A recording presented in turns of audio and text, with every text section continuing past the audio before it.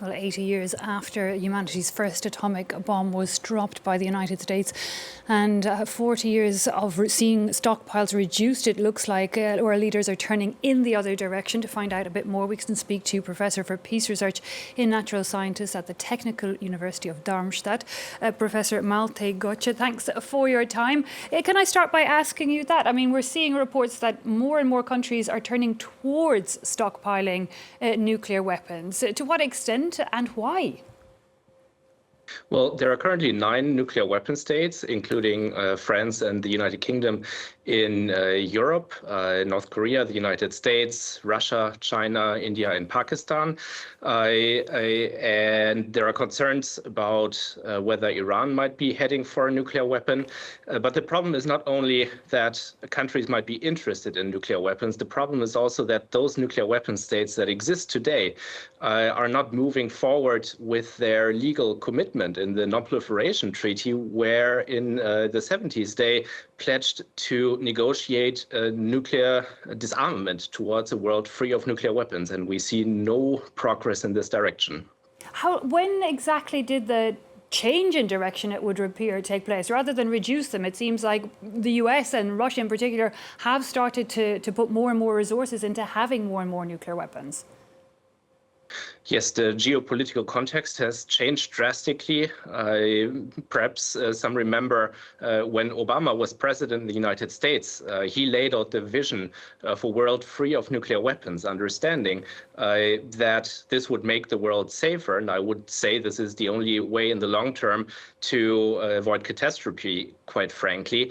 But given the changed geopolitical circumstances, and of course also the war in Ukraine is playing a role in the European context, nuclear weapon states are modernizing their arsenal. There is one remaining, remaining treaty, the New START treaty, which regulates the number of nuclear warheads between the United States and Russia. This treaty is set to expire. And no replacement is in sight, which would be the first time in decades that there is no bilateral arms control treaty.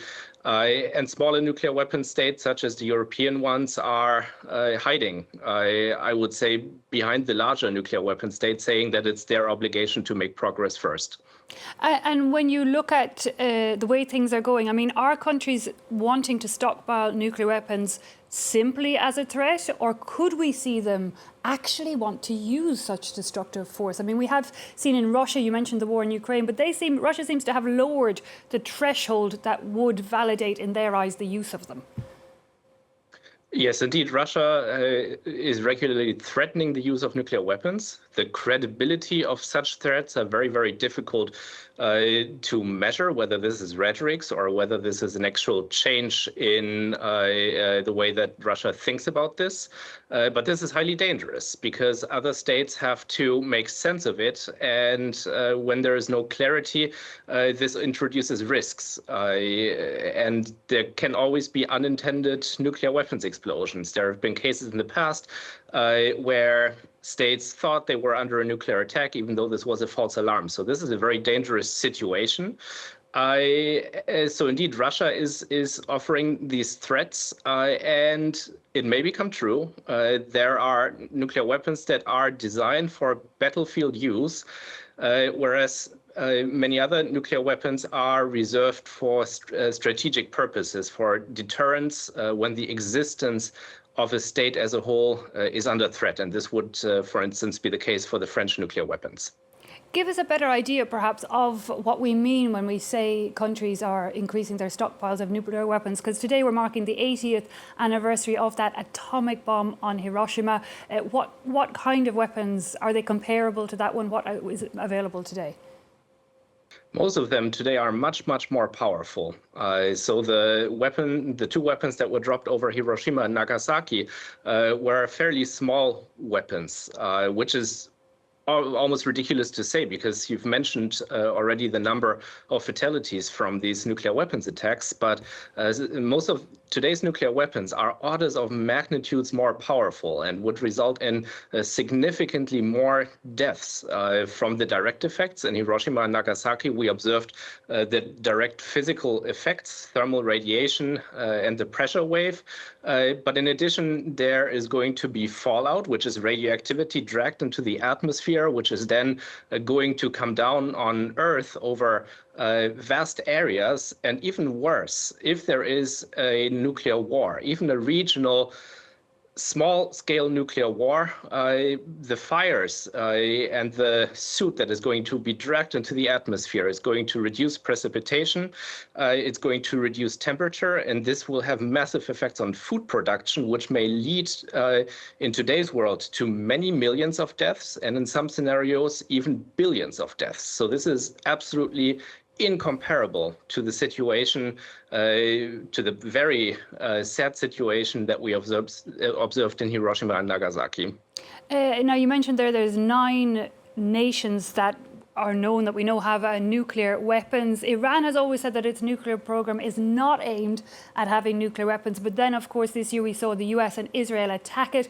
Where do you think Iran stands on the question today? Well, there was no evidence that after 2004, Iran pursued the nuclear weapons option.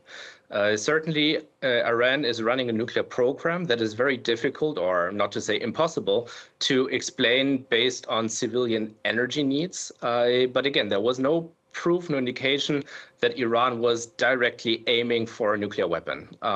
This, in my assessment, may have changed now, because the nuclear facilities have been bombed, but they have been bombed to such an extent that Iran can rebuild the essential capacities very, very quickly. And I'm afraid that this bombing might have triggered a decision to go for a nuclear weapon. But of course, also this we don't know.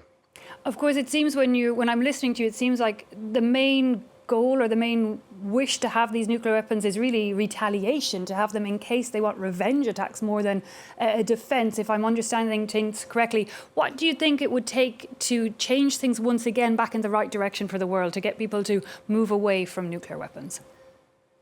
Yeah, that is really difficult to see at the moment, as all nuclear weapon states are modernizing their nuclear arsenals.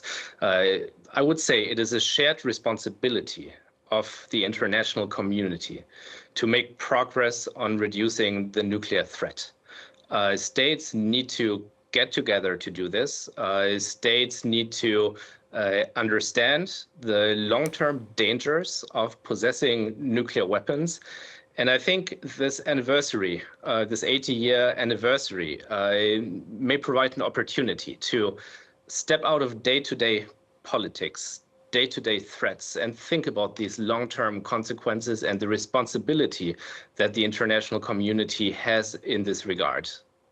Malte Göttsche, Professor at the Technical University in Darmstadt, thanks very much for your time and your insight on it all. Thank you.